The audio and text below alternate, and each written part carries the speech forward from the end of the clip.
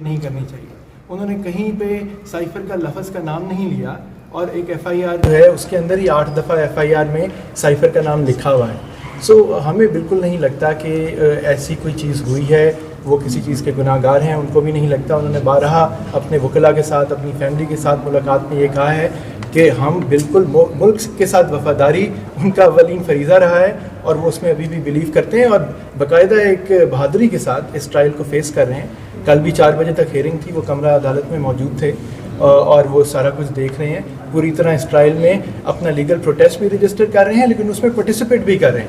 ہم نے انہی عدالتوں سے انصاف بھی لینا ہے, ہمیں انہی سے اپنے اختلافات یا جو ہمیں چیزیں لگیں کہ غیر قانونی ہو رہی ہیں وہ انہی کے سامنے لے کے آنی ہے. تو ابھی بھی امید کرتے ہیں کہ انصاف جو ہے اس کا عالم جو ہے وہ ایونچولی بلند ہو. پروسیکیوشن کی جانب سے یہ بھی موقف اپنایا گیا کہ شاہ محمود قریشی صاحب نے انسائٹ کیا, اکسایا سابق وزیر اعظم عمران خان کو کہ وہ سائفر کے کنٹینٹ پبلک تک پہنچائیں. آپ کو ایسا لگتا ہے وکیل کھڑے ہیں, وہ آپ کو جواب دیں گے؟ دیکھیں, ایک تو یہ چیز ہے کہ یہ پریمیچور ہوگا, ابھی ٹرائل جو ہے وہ تو چلا ہی نہیں. آج آپ نے پھر سنا کہ ہم نے یہ کہا, انہوں نے کہا کہ جی ہم اپلیکیشن دیتے ہیں ٹرائل کورٹ میں. ہم نے چیف جسٹس صاحب کو یہ کہا کہ اپلیکیشن تو ہم یہی دیتے ہیں کہ ہمارے پہ جیل ٹرائل کا نوٹیفیکیشن لاگو ہی نہیں ہوتا تھا 3 اکتوبر کا, اور 13 اکتوبر کو ایک نیا نوٹیفیکیشن دیا گیا.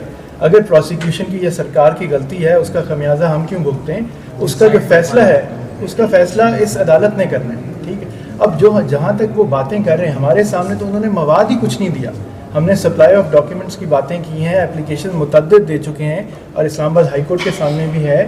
وہ انہوں نے ابھی تک ہمیں جو وہ میموز کہہ رہے ہیں, جو آڈیو ٹیپس کہہ رہے ہیں, باقی چیزیں کہہ رہے ہیں, ہمیں تو کچھ دیا نہیں گیا.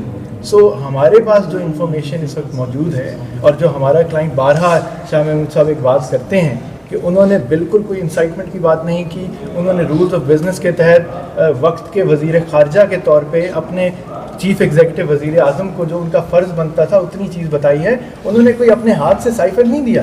وہ تو جو پروسیکیوشن نے بھی جو کاغذات جمع کرائے ہیں اس میں شو ہوتا ہے کہ پرائم منسٹر کو جو ڈاکیومنٹ تھی وہ وزارت خارجہ سے کس پروسیس کے تحت گئی. نہ یہ الزام ہے. سوال ہے کہ اس وقت جو شاہ محمود قریشی کو آپ کہہ رہے ہیں کہ ان کا قصور نہیں اس کیس میں, کیا آپ سمجھتے ہیں کہ عمران خان کا نہ ساتھ چھوڑنے کی وجہ سے ان کو مشکلات کا سامنا ہے؟ دیکھیں, ہم عدالت میں کھڑے ہیں. آج میں ایک گزارش یہ کروں گا کہ ہم قانونی باتیں کریں.